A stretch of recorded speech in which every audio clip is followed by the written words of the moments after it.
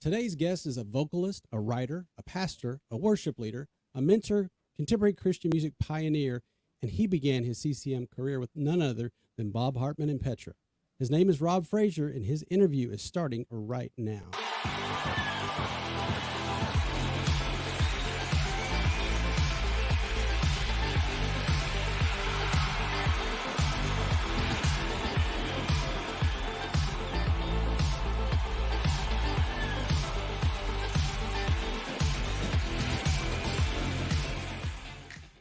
On the contemporary Christian podcast called the CCM LegacyCAST. My name is Chris Gaines, and I'm here with my partner in crime, as always, usually, Scott Golden. Scott, what is going down? Chris.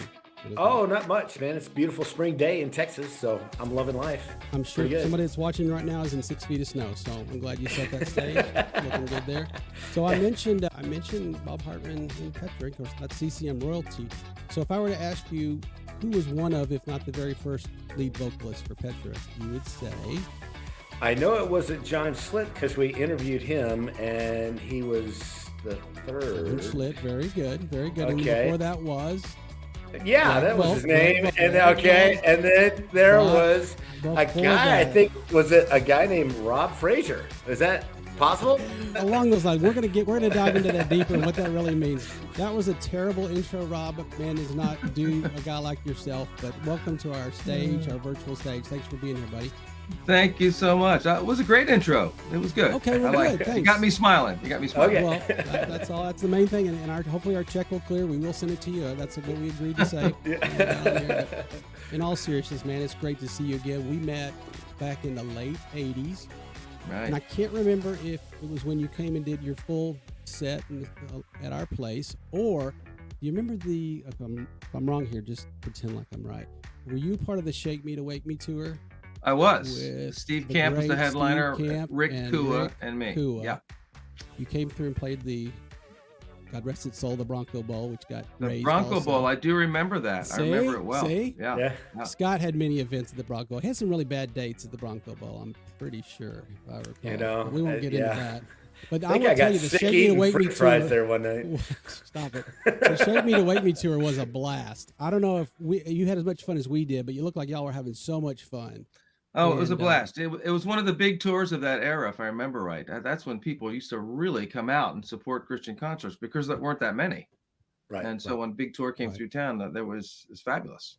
Yeah. Right. We were kind of spoiled. We were in the Dallas-Fort Worth area. We had good radio. And Steve was at the top of his game. Rick was coming up. You were coming up. And that was just a great, Scott, it was really fun because I can't remember the order. I think Rob started, then Rick came in. And I want to say they layered it, if I recall. So Rob's out there doing his thing, and then Rick comes on, and they're doing it together, and then Steve comes on, and they've got this full band thing. Nice. And if I recall, this is minutia. I'm kind of a nerd like this. I want to say you ended, either the curtain call song or what, but you did the Doobies taking it to the streets. Am I right? We did. We closed the tour. Yeah. Yes. What do I win? What do I win? Good memory. You win a year's supply of Prevagen, although you don't need it. You pulled that out of the air. That was beautiful. I love that. Impressive. You never know what you're going to hear on this. Oh gosh, with all seriousness, Rob, thank you for being here. And I am excited because guys like you are one of the reasons we wanted to do this. We want to give a platform for folks that really, you've been doing this now for how many years? I moved to Nashville in 1978 to join Petra. So that tells you something right there. Okay. I was just a kid, 23 years old. I came to town with Steve Camp, and he and I came together. His best friend in high school was a guy named Steve Wire, who became my best friend in college at King's College out east in New York. And so we stayed in touch. After I graduated, I went overseas for a couple of years and played in a Christian band in England. And then as I came back to the States, Steve Wire said, I moved to Nashville and I'm going to be a booking agent at this agency called Tame Agency. And they're going to sign Steve. And I'm trying to get Steve a record deal with Word Records. So he said, why don't you come along? So not being attached at the time, I just bought a one-way ticket to Nashville, and here I am. And when he was at the agency, and they were booking Petra at the time, and they were relocating from Fort Wayne down to Nashville, and were trying to change their sound a little bit and become a little more of a kind of classic. Well, it wasn't called classic rock yet, but more of a broad rock band. And so they wanted to add a keyboard player. And so I had a B3 organ, and so I took an audition, and The rest is history. We're going to unpack all that, but we want to give a platform to guys like yourself that to get much more than that 5-6 year span or that 10-year span. You've done a lot since then, and we want to get into that. Oh, yeah. We want to go back, and with that, I want to hand the baton to my buddy Scott and see if we can get things rolling. We always like to start at the beginning, Rob. So tell us how your life began. Where did you start? It's funny you would mention that, because just today on my Facebook feed, something came through that happened 9 years ago. 9 years ago was the 60th anniversary of the church that my parents planted outside of Philadelphia, Pennsylvania. Wow. A little community church called Warrington Fellowship Church. My dad had just finished Bible college, and they moved from South Carolina up to my mother's home, which was New Jersey, where I was born. Okay. But wanted to go into the hinterlands of southeastern Pennsylvania and plant this little Bible church, which they did. And Wow. It's still going today, coming up on 70 years now. Wow. So I was just a baby when it started. I don't remember. Yes. But so I grew up in a pastor's home, and I didn't have some of those horror stories happen to me that you hear that PKs go through. It was a very loving church. And my mom and dad even embraced Christian music early on. My mom had been a musician. Okay. And, so she got it. She used to buy records for me. It wasn't me buying. And she tried to pull me away from the Stones and the Beatles and stuff. Here, listen to this Christian band. And most of them I didn't really care for, but some I did. Okay. Especially a guy named Larry Norman in high school. She bought that record for me, Upon This Rock, his first real breakthrough album. And that really captured me, because there was a guy writing real songs, real situations. It wasn't candy. Right. It wasn't bubblegum. It was really, he was kind of an equivalent in my mind of Bob Dylan or any of the great songwriters, balladeers, and social commentary writers. So once I got into Larry, that kind of opened the door for CCM for me, and I was hooked. So how did you start your musical talent? Did you start on piano? I did. How did you recognize that you had something that was maybe a little bit unique? I don't know if I thought that until much later. I'm not even sure it was unique. Okay. but I did start on piano, and then when the guitar thing started happening in the late 60s when I was in school, I switched to guitar because I thought the girls might like it better than a nerdy piano player. Sure. How many rock and rollers can tell that story? Yeah. So I wish I had not laid my piano skills aside like I did. I never learned to really read that well. I mean, I do read music, but once I switched to guitar, it was more head arrangements and learning chord charts and stuff. Sure. So, and I was in blues bands and rock bands in high school, and then started playing in Christian bands in college.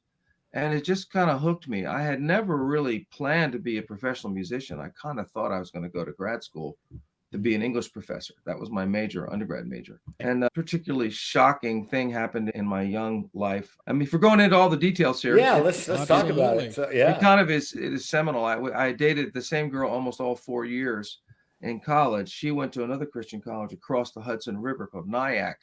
And I was at King's College. And we dated, and we were planning to get married at the close of our senior year. Didn't have a date set, but it was definitely happening. And she was killed in a car wreck our senior year of college. Oh, dear. Completely blew my whole world up. I had planned to go to grad school, and she had the same. We were probably going to go to the same school. But right in the middle of all that, nothing seemed to make sense anymore. So I did graduate. But kind of on a whim, just for a fresh start, I went over to England and joined a Christian band there. It was associated with Dr. Robert Cook, who was the president of King's College, had a friend in England who wanted to do schools evangelism, and they were looking for some Americans to come over and join this band and go to the schools. And so it seemed to be God's will at the time. My parents were fully supportive. So I got on an airplane and flew to England at 21 years old. Wow. And it's an amazing time. Do you mind sharing, because obviously that's a horrible event in your life, but do you mind sharing a little bit about what do you feel like maybe God taught you through that time, or, what you developed in that and all of that, Rob, looking back at it? It's a long time ago now. And of course, the life has taken entirely different turns. I've been happily married to a wonderful woman now for 43 years. I met her in Nashville. Sure. I don't have a place for that in my theology. Those kinds of things should, and from our point of view, should never happen. There's no reason why. And people will try to say, have you ever figured out why God let that happen? I know that's not what you're asking, but people can come up with pat answers, but that just resides in the realm of mystery. We'll never know. Yeah. She was an amazing young woman. I mean, the finest Christian I ever knew. She had an amazing witness, even at 22 years of age when she passed. She left a legacy. Wow. So there's no reason why. We'll only know when we see the Lord face to face. Yeah. But we know that we don't grieve as those who have no hope. So Yeah. we go through the process, at least I did, of grieving and then moving on and just trying to trust the Lord through that. So I don't know if I learned anything other than that life can be hard, but God is still good. Yeah. That's wow. What kind of the concerts were you playing in England at that time? What was it like? Because I mean, obviously, that's a very different culture than the one you were raised in. What was it like playing Christian music in England at the time? Amazingly, it was thoroughly evangelistic. It was nothing like the CCM world. We hardly ever played in churches. They had at that time in the British school system sort of an anachronism, a leftover from the time when the Church of England was really the state religion of the United Kingdom. And so kids were required to take religious education in school, just I think like 1 or 2 hours a week, kind of like health class. Y'all remember health class? We didn't have it every day. Was it taught by a coach? Was it? Amazingly, that a lot of times the RE classes were taught by, some were taught by believers, and other times they were just taught by people who, we have to provide this. He might be a history professor. He might be our teacher. He might be any other school. He might not even believe in God, but he would be assigned to do this religious education. So a lot of times it was just comparative religions, philosophy. Sometimes it was just a study hall. But many times there were Christian teachers who took that opportunity to bring in speakers or people doing Christian ministry. And so sometimes they would bring us in, and you know, having a band come to your school is a lot more fun than having a guy rattle on about, you know, theology. So we'd often play an assembly. They would have morning assemblies, and then we go into these different classes and to sort of share our testimonies in the gospel. And then at the end of the week in a certain area, we'd have a concert, and we'd invite all the kids from the different schools we'd gone to come to this concert. And then we would give an appeal for salvation. Cool. It was really cool. It's the kind of thing, ironically, you couldn't do in the United States. No, it was different. So what was early 70s? Late 70s. Late 70s. Yeah. Okay. Yeah. Right before I came to Nashville, mid to late 70s. Yeah. Okay. One other question about your growing up. Who were your major influences, either as bands or as music influences? And were there any particular spiritual influences that you had growing up that you could share? My dad and my mom and dad were wonderful Christian parents. You know, not a perfect home by any means, but you know, they really lived their faith in front of their kids, and that always stayed with me. So, and I had a couple of youth directors who really knew how to pour into the lives of young kids, and then some professors at King's College, a Christian college, who really blessed me a lot with their love for God, but also their serious academic skills. So I learned that you could be an intellectual and still follow Christ. You know, you could be a thinking person. It wasn't just blind faith. So that side of my world, I've always been kind of a right brain, left brain dude, kind of both. But musically, all the great bands of the 60s and 70s. I mean, the Beatles, the Stones. I got into progressive rock for a while. You know, Yes, Genesis, King Crimson. All those bands were super influential. And I even kind of played that music for a while. But I really was more attracted to the singer-songwriters. Carole King, James Taylor, Jackson Browne, Eagles. Of course, Eagles, amazing. Yeah. All those kinds of acoustic guitar-driven writers. And I paid more attention than some to the lyrics. Really, how did they construct that lyric? Why does that make sense? How's it fall together? And that served me well later in life to really think hard about my songwriting. Yeah, I could try to say something. With James Taylor and Carole King, I can see those as really great influences along those lines. So, actually, Jackson Browne is probably my favorite singer-songwriter of all time. Really? Okay. Oh, I think so. Yeah. Yeah. Did you get to see not the greatest singer, but a great songwriter? Oh, I've seen them all multiple times. Yeah. Really? Wow. Let's show you. Joni Mitchell too. Joni Mitchell was there you go. Something else. Okay. And then for Christian bands, a band that really rocked my world was Second Chapter of Acts when they first came out. I was still in school band. But that first album with Footnotes was, as far as I could remember thinking, this is the first Christian album I've ever heard that really sounds as good as any secular album you're going to hear anywhere. Right. Yeah. And I just remember in terms the of first time I heard, that I heard Matthew Ward, and I was like, okay, what kind of magical is this over triple, quadruple, double? How did we create this voice? It was this alien and voice. that blend, but the blend with Annie and Nelly, That family Yes. blend. Well, Amazing. that's like the Bee Gees. It's not. It's an unfair advantage, right? Yeah. You have DNA. But yeah, the first time we heard second chapter and we heard Matthew Ward, I was just that Matthew Ward Toward Eternity album. Yeah, fantastic. Goodness gracious. I just hung on every word. Those, I was still a student then, but I really just loved those guys. And like lots of other young Christian dudes, we all wanted to meet Nellie. And did you get? That was the next question. Did you get to meet them or perform with them at all? I did perform, but much later on, and we were all married. We all had our own spouses. Well, I wasn't going that direction, but okay. No, but I did tell her one time. I said, "Yeah, I had a wicked crush on you." She said, "Wow, so did a lot of other weird guys. I wish." Yeah. Wish I met someone like you. I took that as a compliment. Thank you. That's funny. But I can't. Keith Green, is that somebody that crossed your path at all? He did cross my path, but his time was so short. It was like a comet. Yeah, in the eye, just went through the sky. That was a time, his time at the top really was kind of when I was in not a very good place spiritually. You talked about, warts and all. I had left Petra in the early 80s and I had found some success as a songwriter. I don't know if it's in my bio somewhere. I co-wrote a song that became one of Kansas' last big hits, Play the Game Tonight. And so once that got to them and then a couple of other bands who weren't as famous as Kansas started cutting songs, and I started getting like real money, real checks in the mail. Yeah. And I thought, wow, maybe this is what I'm supposed to do. And that is actually one reason I didn't hang in with Petra. I thought I was going to be more of just a professional songwriter and not have to travel so much. Because back then we traveled all over the place and we were gone for just months at a time. And I had wanted to get married and I thought I saw a different path for myself. And so for those 2 years, 82, 83, I wasn't paying that much attention to Christian music. And I guess 81, 2, and 3. And those were Keith's big years. Although I heard a lot about him from my buddy Steve Camp. Steve and I had still stayed in touch. Okay. And Steve was way into Keith's message. Yeah. In fact, some would say that Steve kind of took the mantle after Keith passed away. I can see that in a way. And I don't mean this sacrilegious by any means, but he always kind of struck me, if you were to, do the arc or the roadmap, he was kind of this John the Baptist. Yeah, he was. In the wilderness crying. And it happened so, if you compare it to the Rich Mullins arc, who left us too soon, Keith was just a vapor.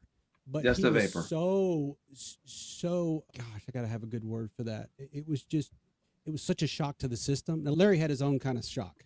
he had his own kind of thing. But Keith was this quiet tornado, if I could put the two together. Yeah. It was just an explosion on stage that was so visceral. That's the word I'm looking for. It was just a visceral connection. Word.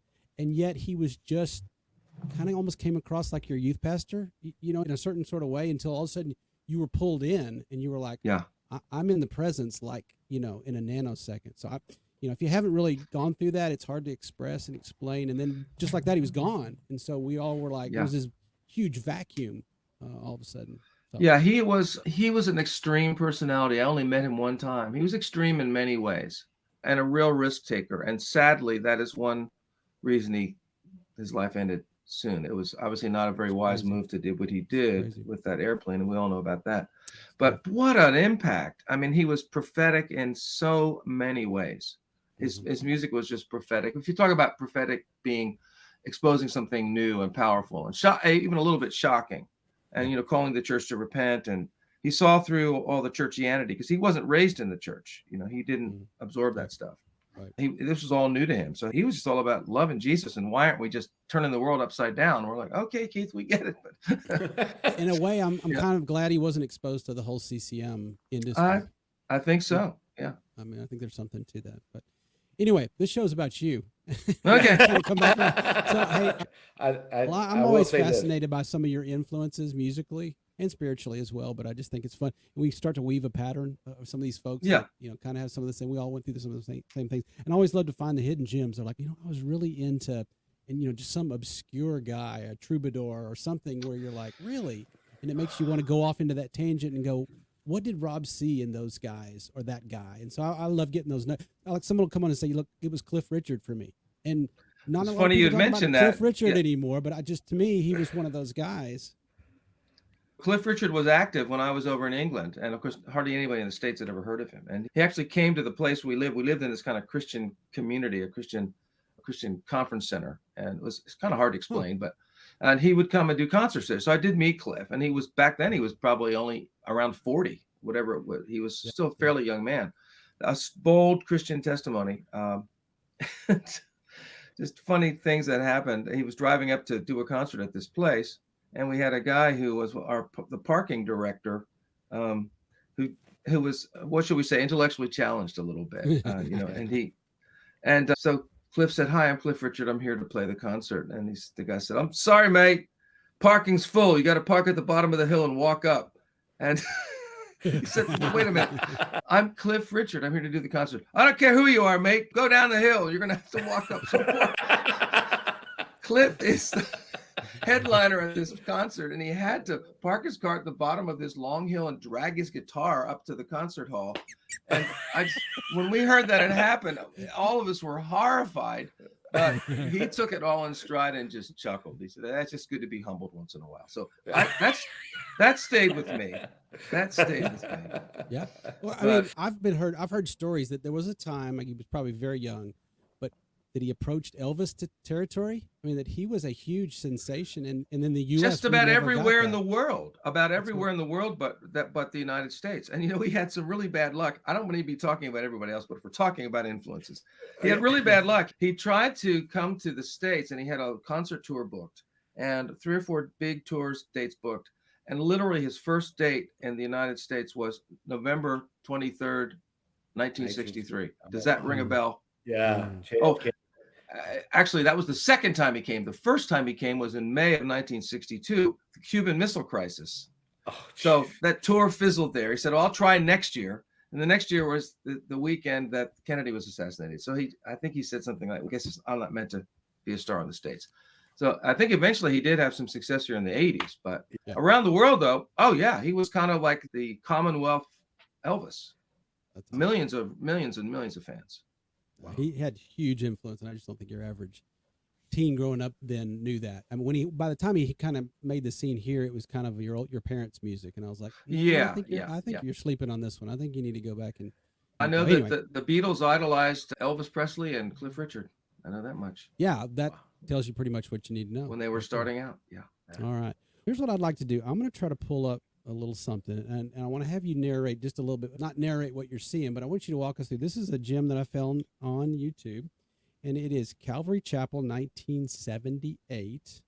And so we've talked to some folks that have walked us through the Jesus Revolution movie and coming up during that time and kind of what that was like. But this video has a lot to it. So this is Petra, early Petra. I don't know how early, actually. There's Bob. And here in just a little bit, they're going to pan to the left on the keys. Is yours truly. And so talk to us a little bit about what this night was like. What was going on? Had you been with them for a while? What was going on here? And what were some of your recollections? And I'd love to hear a little bit more about, you know, what your experience and exposure was to the whole Jesus Revolution was. Looky there. Yeah, that's me, man. That's Back some in the nice day. hair, buddy. And the vest action, you're looking a little like Dennis DeYoung. I'm liking that. I'm digging that. Wow. Where did you find this? Dude, it is on there. Just type your name and Petra. Am I showing you something that you hadn't seen in a while? I saw it many years ago. Listen to that. Yeah, that was the previous album to my joining the band, Come and Join Us. It's a great album. That was one of the very first albums I ever got. That's when Greg Volz was the lead singer. And Greg had a growing family, and he kind of wanted to get off the road. Kind of like I did 4 years later. He wanted to get off the road, so we were... Wow. Yeah, the drummer and I looked a lot alike, didn't we? His name was Mike. Tommy Bowles playing bass. Me playing my good old B3, which I sold to none other than Brent Mayer and Creative Workshop Nashville. No. Which Steve, help me. Winwood? Steve Winwood used on all those big hits. No. Oh, no. Yeah. No. Yeah. That's awesome. My Your little baby, huh? Yeah. I wish I still had it. I bet. So I'm going to be driving down the road, and I'm going to turn to my wife and go, That's Rob's keyboard right there. You're gonna keep it. That's awesome. So this was at Calvary. This is one of their many concerts. If I remember, it would have been September or October of '78. It was our first big West Coast tour. Yeah. Wow. So Greg did the album, and then were you kind of quote unquote filling in, or was it a tag team, or how was that working? No, Greg had actually left the band, and I had to learn all those Greg songs as well as my songs. Then Greg came back to the band. There's some stories behind that. You know, we're all young and not very mature, and there were some creative differences about who sang what song best. Sure. So Greg came back into the band, and I might have gotten my feelings hurt a little bit, but you know, that's what you do when you're 23 years old. And hey, that's what you do when you're mature. 53, when you're 63. It sometimes still happens. But it does sound pretty good, I have to admit. I haven't heard this in a long time. It holds up really well. And I try to say this a lot on the show. If your exposure to CCM started in 92, you need to go back. You need to go back and pick up this album. I mean, there's just so much great stuff. And quite frankly, I hope I don't get dinged by the powers that be, because I want to do more of this. I want to play some of these gems. I want to talk to the songwriters and, what was this like? What was going on then? And because there's not, I mean, we can get into music these days and streaming, and maybe we will, because I want to know what that did to you, but it's just not the same. It's not even close. This was way before there were drum machines and everything being cut to click tracks. You had to be able to play. Yeah. I'm not saying that the young people can't play, but there's a lot of studio wizardry that goes on that's very helpful. But back then, we didn't have any of it. We didn't have auto-tune. Yeah, we didn't have anything like that. Yeah, you had to sort of basically hit the notes and hope for the best. I'm wondering if I'm hitting the notes as I listen to this right now. Do you want me just to be quiet and let you listen to it a little bit? No, I don't. don't. Listen to this. This is good stuff.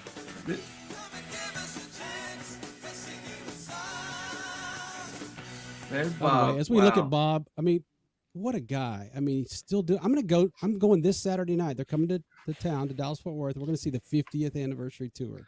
It's Saturday amazing. night. They're And still Bob's going, up there rocking away. I that saw crazy him a couple of octogenarian months thing. ago. Yeah.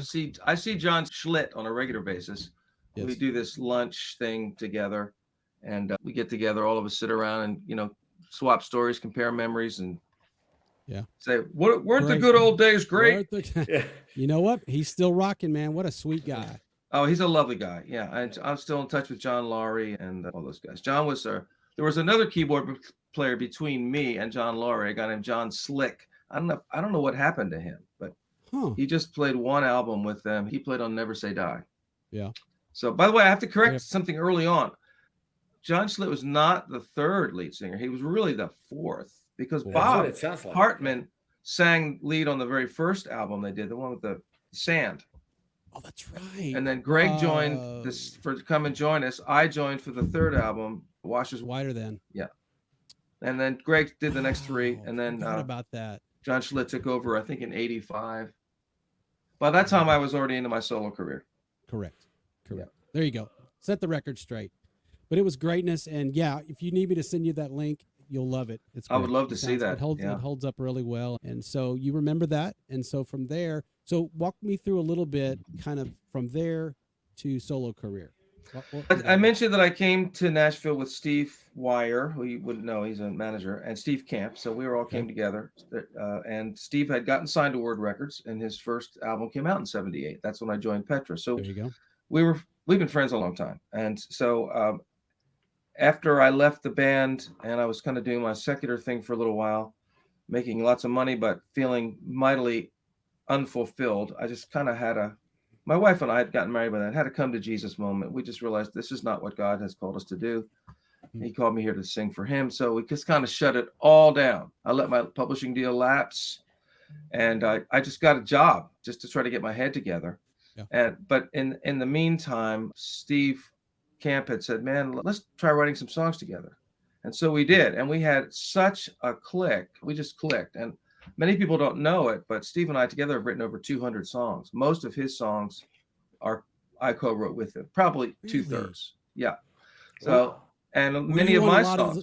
A lot of the stuff on his albums were. If you look, you'll see. If you check the little tiny credits, I would say probably 2/3 of his songs we co-wrote, and about the same with my songs, at least early on. We used to laugh. If we hadn't each had different careers by that time, we might have formed a band because we just clicked. I still think Steve is one of the great Christian songwriters of all time. I mean, he really is. He's just got the music in him, and just a powerful lyricist. Now, Steve and I don't see eye to eye on some things these days. He's gotten very conservative, and politically and theologically, and ways that I'm not quite tracking with. I will always love Steve and have a great deal of respect for him. Well, he played a big part. He was right in that wheelhouse for me. I was right there in his demographic, and his songs to this day, I could probably, you start rolling a couple of chord progressions, I'm right there. And so the lyrics, now knowing that you were a part of that's really cool. And check out the fine print. Check out the fine print. So absolutely, we did a lot together, and we ended up touring together, and just been dear friends ever since. He produced my first 2 solo albums for Light Records. Okay, so that's where I'm trying to put the pieces together. So you've got, this was your very first album, right? Very first solo album. Yeah, Steve produced that. Huh? Okay. Yeah. And what was Girder Records? Did that come on later? Is that who? That came on later. The first 2 albums were on Light Records. Ralph Carmichael, Andre Crouch, Brian Duncan, Allies, all those bands. And so Steve produced those, and I had some hits on those, and that kind of launched my career as a solo artist. Then the second album was called This Town. That was out when that came out when the Shake Up Tour was on the road. Yes. So I did songs from that. Album. Doesn't anybody pray in this town and other stuff. Yeah. Let me see if I can pull something up here. Let's see if I got my mojo and my magic going here. I look at that album cover now and I go, what was that young man so angry about? I mean, come on. Very pensive. Very pensive. Yes. You had a good life. What were you growling? Those were the good days. You didn't know they were the good days. Right? Yeah. See, speaking of that, let me see if I can pull this guy. Remember this guy here? Oh my God. No, I do know this is still online. Yeah. Yeah. So this is This Town, right? That's right. This is the Cougar Mellencamp, Jackson Brown, all that amalgamation coming out. I think so. Loud snare drum. Boom. Bap, bap.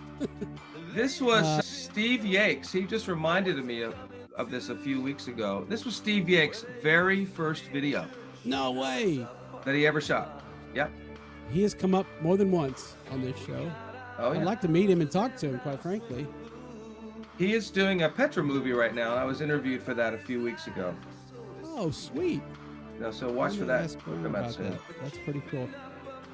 So was this done in Nashville? No, this was done in Tulsa. Tulsa.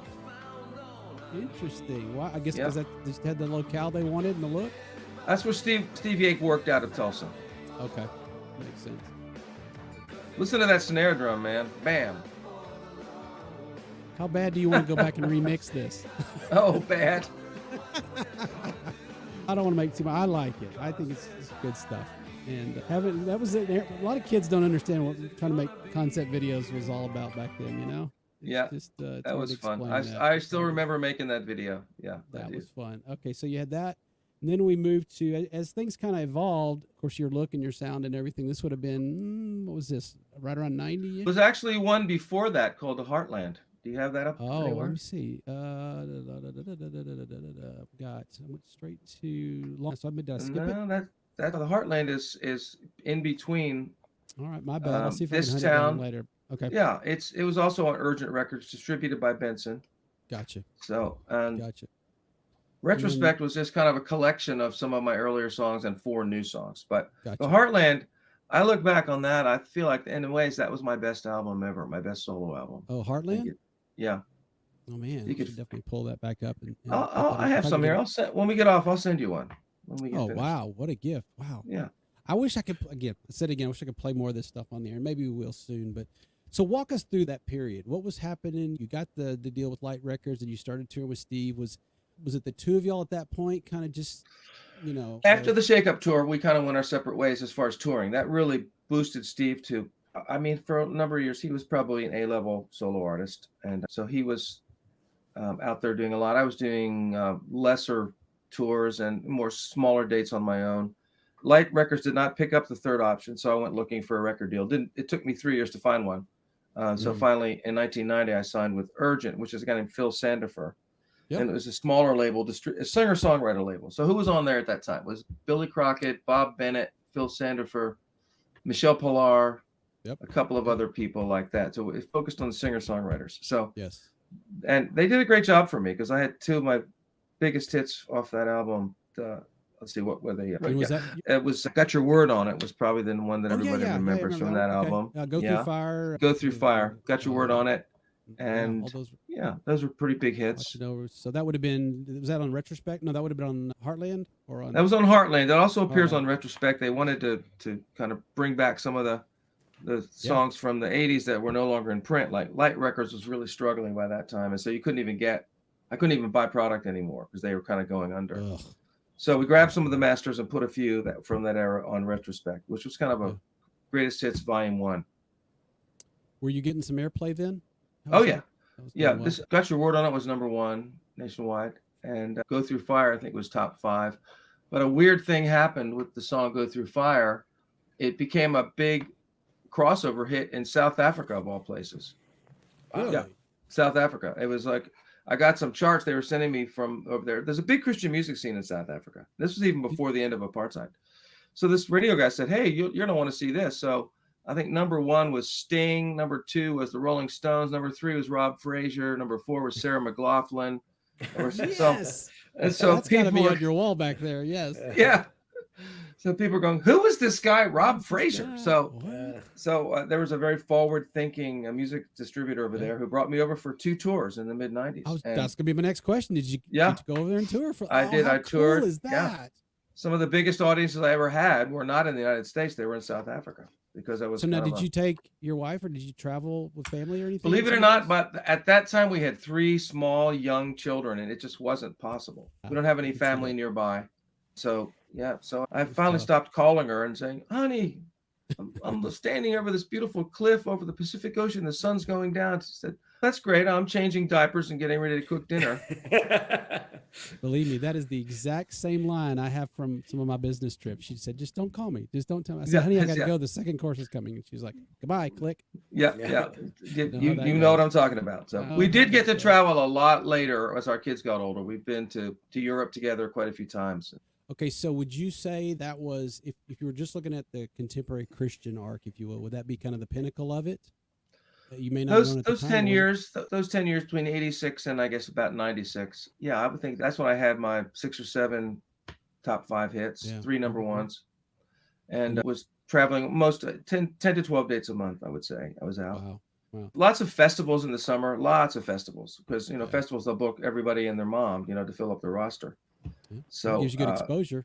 Yeah, so, good exposure. At least that's my book when I got my booking hat on. We're gonna get good exposure. It is good exposure. That's great, but how much are they going to pay us is what I need to know. Not as much as the headliners. Not as much as Carmen, who headlined almost all those festivals way back in the day. God rest his soul. I knew Carmen along the way too, because his manager was my manager. The same guy, Steve Wire. Okay. And he's the one who discovered Carmen. And Carmen was just playing his songs in a little church in Southern California. Didn't really know much about the Christian music business, and Steve Wire had the foresight to say, this guy is good. He can go somewhere. So I foresee him playing giant stadiums. Think of him. That's amazing. I'm pretty sure I have this right because I knew him then. Think of it this way. Think of him playing for 60 people in his little Assemblies of God church in California and working a day job repairing upholstery at Denny's restaurants. No way. Yeah, he developed a huge platform, and he was a really good guy. Scott, did you ever go see him? No. At the height, he had this machine. This is my perception, but he would go in and he mastered the art of the love offering, and he'd get the biggest venue he could possibly get out. I'm not putting it on him; it was probably his management. It was brilliant. That was him. He was huge, and we were like trying to get him in our little venue, and they were like, "Ha, you cute little kids." There was a time he came through and did Texas Stadium and basically sold it out. If I recall, what I recall was. And everybody came from the 4 corners of the state to see Carmen, and Champion was at the top of the charts. And, I'm sitting there doing the math on a love offering and product sales. Oh, he was very shrewd, but he never succumbed to that. He never became became money hungry. He gave away a lot of his money. I know that much. That's what I heard. But it was because he could minister to so many people, and it was just huge. And that's still legendary. It's a legendary piece of CCM lore. I hate to disappoint you, but I didn't do that. When I went to Texas Stadium, I didn't sell it. I paid. Well, it's just a different deal. I do remember your Yeah. shows being fantastic. They were excellent, and it's just funny hearing who you toured with and who you hung out with and because it's a small community at that time. It was is. a small world, and so you guys. Because I just think when you're doing that and you're doing so many shows, sometimes there's just a blur, and then sometimes you're like, I'll never forget when this happened. And what I usually ask people is, who is somebody that you saw from afar and really respected their music, and then you met them and they just blew you out of the water. You're like, I had no idea, whether it was spiritually or musically or whatever. And then who did you least expect? And you're like, when I met them or when I connected with them, I was just so impressed. I told you early on how impressed I was with Larry Norman. So to meet Larry and actually play on the same bill with Larry a couple of times was really great. And same with Stonehill. Those two guys influenced me a lot. We used to do some of their songs with this band in England. So to meet them, to play in the same bill with those guys, that was really great. Same with Second Chapter. They were big heroes. What I was about to say was there were so many of us white male artists during that time that people would really get confused. And sometimes they'd say, man, I just love that Kenny Marks song you sang. And I'd say, no, that really wasn't Kenny Marks. That was me. No, really? You on the radio? Or I love that Brian Duncan song you sang. No, that wasn't Brian. That was because people would get confused. We never had the star-making machinery behind us in CCM in a way that they do now. Like, can you imagine doing it again with social media the way it is now? That's what's made all the difference. That's what's made all the difference. But I mean, on the one hand, it's killed the machine, but on the other hand, it's created this whole other behemoth that is a double-edged sword. It is. So there are no more gatekeepers. There are no more. There used to be gatekeepers. The way I think of it, when I was coming up, we would practice and play concerts for years and years, all in the hopes that maybe someday somebody would discover us and we go to this magical place called the recording studio. And somebody would record our songs. And for the first time, we'd actually hear ourselves back in high fidelity. It's the total opposite now. Now you've got people making complete albums, CDs, whatever, in their bedroom before they ever play one concert for anybody. Now, is that good or bad? I don't think you can say. It just is. It just is. Billie Eilish and Phineas, her brother, made some incredible music before she had ever sung one note in a live environment. And she had hit songs before she ever played a concert. So that's what's happened now. I call it the full democratization of the music business. It's wide open to anybody. There are no more gatekeepers. So people vote with their streams. With their streams. And which makes, if there is a record company, which there really is, and it's the streaming service, they can almost do all their market research just from afar. I'm just swiping, looking for the next great thing. That's what they do. And looking. But let's go back to what you said a minute ago. When you're up there and it's live without a net, you got to sound great. And so where it rears its ugly head is it may sound great in your bedroom with your Pro Tools setup, but we're going to stick you up on the stage. And who knows what kind of sound system this church had for you, or fill in the blank. You got to be able to perform. And so I get blown away when someone can reproduce what we heard on the album or the recording, and man, they sound great live. And that's what you guys did. You had to get your chops to where you could do it live. I think so. I'm not saying we always sounded amazing by any means, but there a lot fell on the musicianship of the artist to really be able to deliver. And we just did it from practicing. I mean, I must have played hundreds of concerts before I ever set foot in a recording studio. Yeah. Where were you when Everything Went Worship album? And then we'll talk a little bit about kind of where you are now, if that's okay. So when Everything Went Worship album, I had become a pastor, and that's kind of the second half of my life. Toward the end of my traveling career, late 90s, I played mostly in churches. I was almost more interested in what was going on during the sermon than I was during my music set. A lot of churches would bring me in for 3 or 4 songs set in the morning, and then I'd do a concert that night. And then I'd start looking around like, wow, their Sunday school is really together. They really got their childcare down. I'm like, what am I thinking here? Where's this coming from? Why do I care about the mechanics of running a church? I think God was sort of changing my thinking. And I've got a very strong impression one night as I was coming off a concert that hadn't really gone that well. And I just thought, is this my life? Am I just going to sort of be out there in the bush the rest of my life? Or do you have something else for me, God, where I can really thrive? And I felt like he just dropped a little nugget in my heart saying that he was calling me to church ministry. And then on top of that, amazingly, I remembered a word that of all people, Steve Camp's mom had said to me one time when my career was rocking and I was doing really great. And she said, well, that's good, Rob. But I think the Lord's calling you to be a pastor someday. And I just dismissed it, but never forgot it. And I think as I look back on my life, that was a prophetic word given to me, not like a woohoo off the chain charismatic. It was just a timely word given to me from somebody who knew me and cared about me. And she was right. So I think that was a seed that was planted long before I ever turned my heart toward perhaps training for the ministry. So I started seminary part-time, just not knowing what was going to happen. And then halfway through my master's degree, my own church called me right here in Nashville. And so that was just a clear door that I was meant to walk through. I was a pastor at this non-denominational church called Belmont Church in Nashville. You probably heard of Belmont. It was a big CCM. That's where Amy Grant played her first concert, and Michael W. Smith was one of our first worship leaders. So it was really rocking and rolling in 2000 when I joined staff as a community life pastor, and also I oversaw the young adults ministry back then. And I was there till 2013. Then I became the chaplain at our local homeless shelter called Nashville Rescue Mission, which was not a great fit, but I learned a lot about the power of God to change people's lives. I also learned a lot about the power of addiction, because many of those stories don't end well. Even people who come through recovery, praise God, I'm set free. Relapse is just a reality. Yes. But I really wanted to be able to work with creatives again. And so when I had an invitation to join the ministry called Artists in Christian Testimony in 2017, I knew that was the right move for me. So I spent 7 years there as the staff development director and creative director. It's a ministry that basically sets up artists of all kinds, mostly musicians, but all kinds of artistic people, as nonprofit ministries. So they can go anywhere that God opens a door. And so I spent 7 very happy years there until I retired from there. Along the way, I took up a part-time role as a worship minister at a Baptist church here called Pleasant View First Baptist, where just a small church, 300 people, 2 to 3, maybe not even 300 anymore, but COVID hit us pretty hard, but we're rebuilding. And started teaching college classes along the way at Williamson College. My wife and I acquired some rental property, and so I'm just doing a bunch of different things at this stage in my life, but I'm still making music.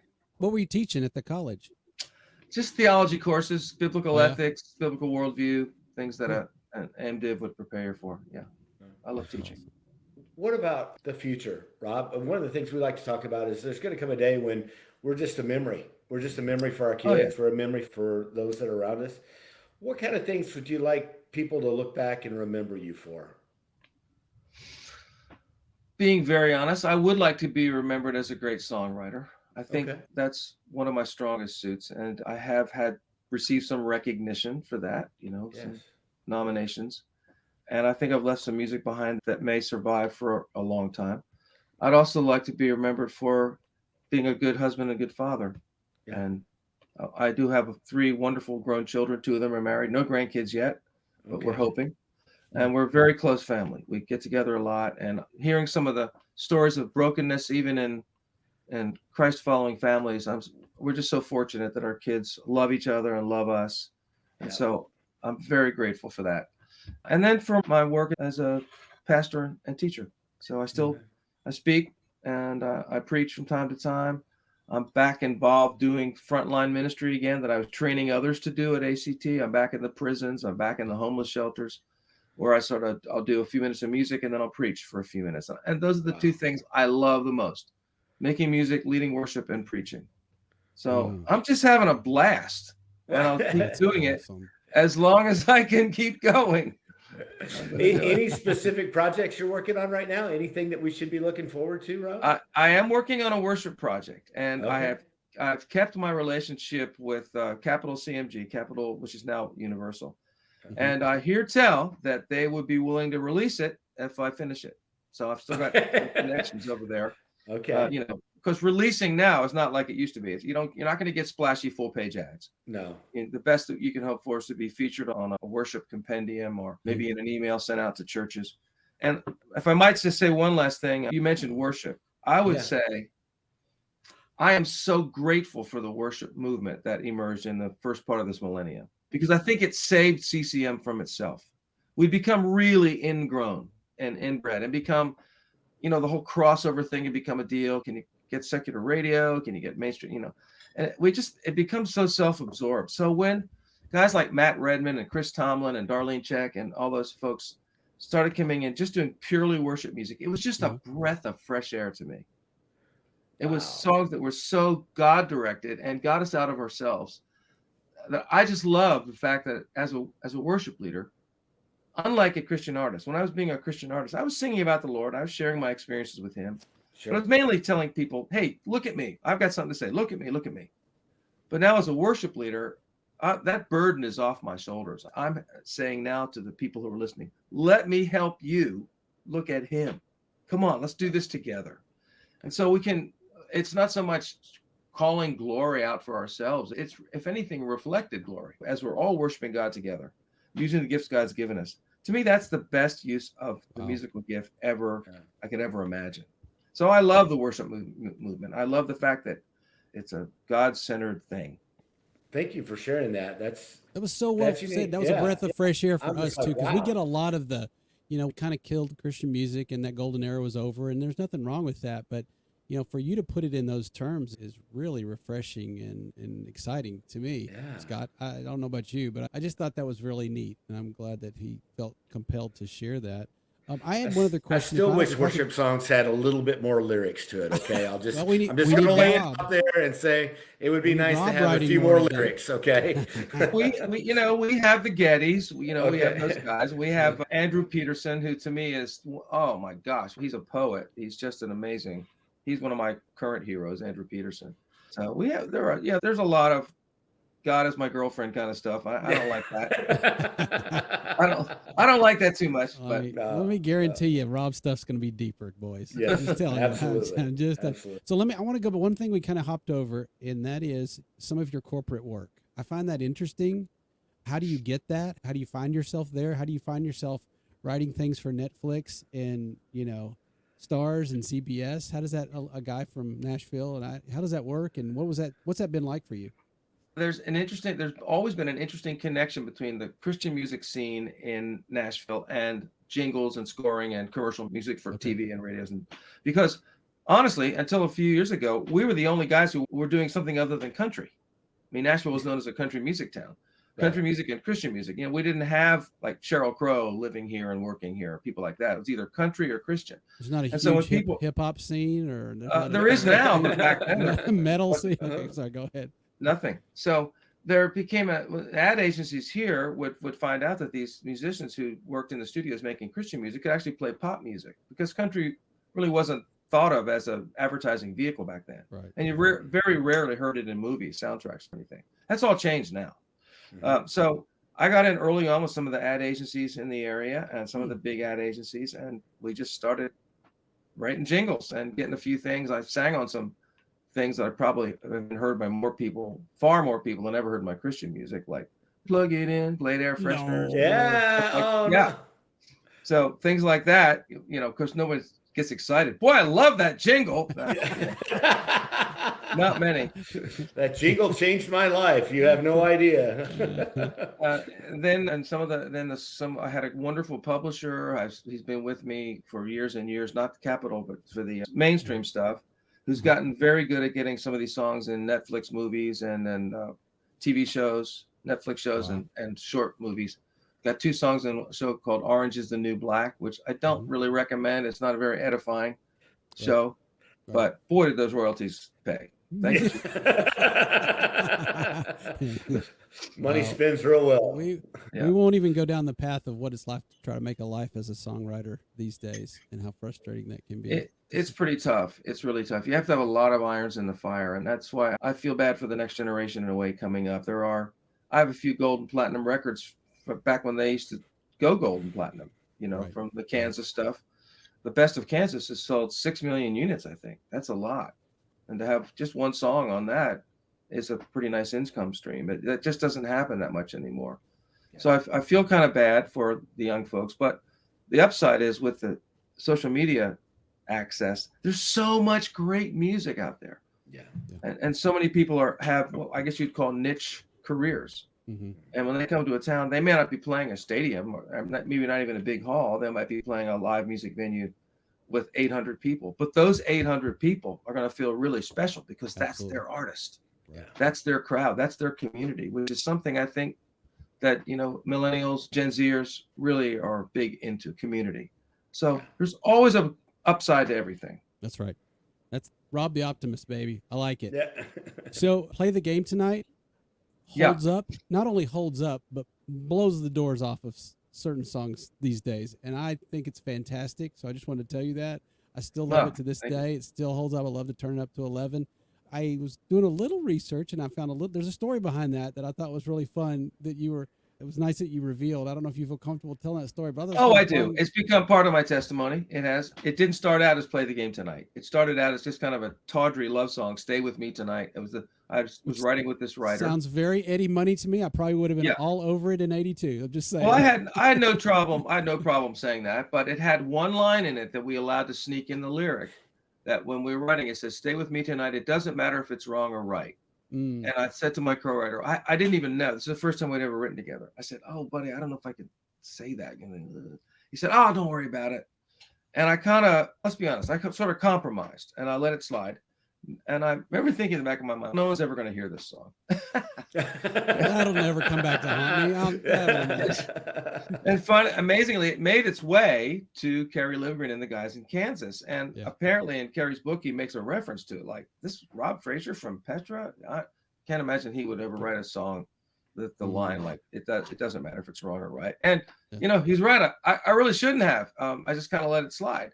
So they kept every note of our music. I mean, every note, even the bridge, every single piece of our music. And and most of our rhymes, but they changed the song from Stay With Me Tonight to Play the Game Tonight. They took a tawdry little love song and turned it into something really pretty profound about the price we pay for fame.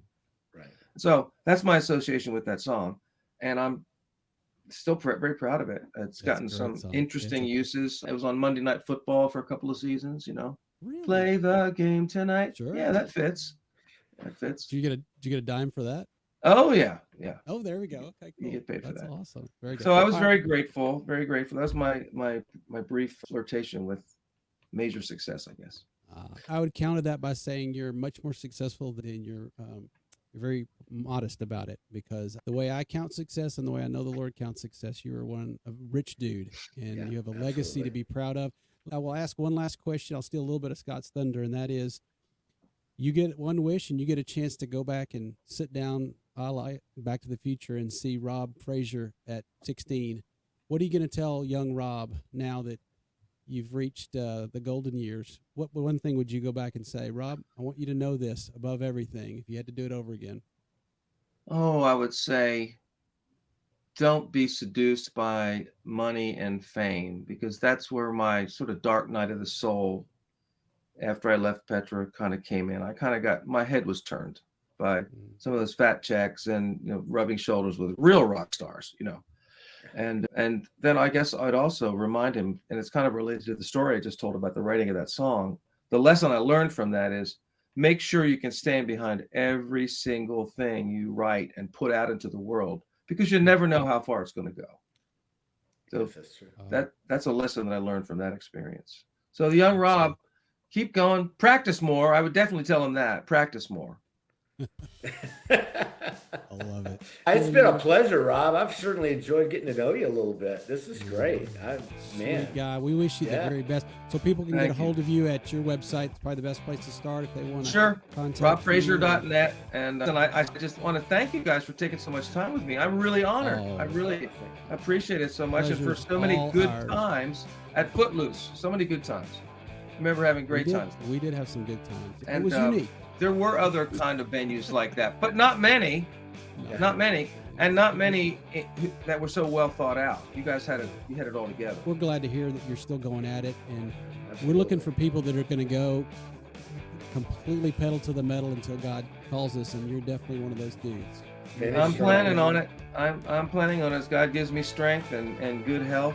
So I'm very happy to be healthy and to still be fruitful. That's what we want, right? Jesus said, I pray that you'll keep them and that they'll bear much fruit and that their fruit will remain.